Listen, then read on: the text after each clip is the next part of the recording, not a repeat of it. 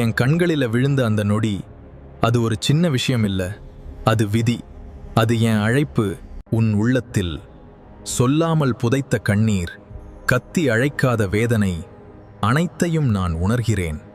எனக்கு யாரும் இல்லைன்னு நீ உன் மனசுல சொல்லிக்கிட்டே தனியா நின்ற அந்த இரவுகள்ல நான் உன் அருகில் நிழலா நின்றேன்.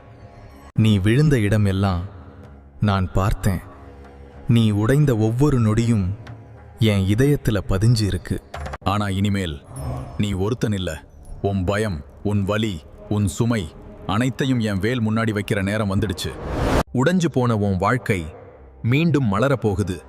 இது என் வார்த்தை இல்ல, என் அருள். ஒரு முறை சிரிச்சு பாரு. நீ ஒரு அடிக்கு முன்னாடி வா, நான் 100 அடிக்கு உன்னை முன்ன கொண்டு போவேன்.